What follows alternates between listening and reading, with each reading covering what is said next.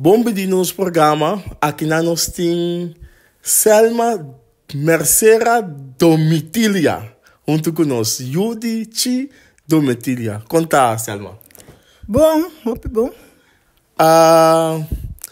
Me tinha alguma pergunta de antes com minha mama, com mama Lanta, na Chiquito, é ambiente de casco, pai tá bem com roupa, com pseita tá bem com roupa, músico na casa. Sim, sempre a Malanta, me tata toca, então, roupa, músico não tá bem seca de, e tá agregar para não, com a música tem que baixar que sei não, então não tá bem especial, para não poder não gravar o disco, não tá bem seca de, então tá não. Exemplo, com a música tem que baixar, não, e não me setar. Que sei. Então tá arreglar a peça para não hinque com nada em outro. Sim.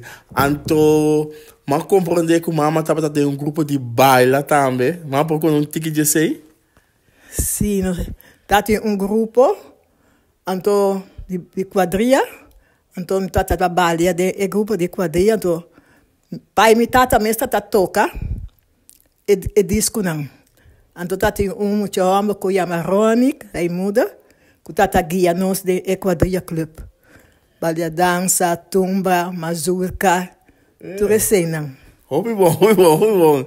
Então, mama te acorda quanto anos ongeveer, mama of quanto tempo mama queda em grupo? Bom, o grupo, não sei que da maneira. 3 anos, eu estou dando show, dentro do clubhuis de Santa Rosa.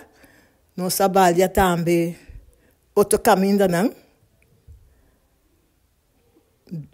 Demonstrar e quadrilha com nós trabalhamos que sei não. Tá tem roupa show com mama na do não. Não, roupa bom. Não, mama pouco de um tique também de uma história com mama macme com o pai, um tique bizarro com mama te acorda ó que foi na cabeça. Algo não, o que me acorda com o pai me tata toca roupa para turista não. Outra que toca para turista não, então com erudito não. Então, sim. Então assim, ela toca também com uma balha para a reina também na escola. Então assim, né? Então tem para bisa com pai me tata toca roupa para as coisas tão típico. Para ele não judio, assim, né? Tá tocando para barco, tá dentro de tocar para turista, não. Hope great. Mama, danke que mama doet een entrevista chiquita aqui. Toen mama um braça, como é que nós cava. Ok. Doei.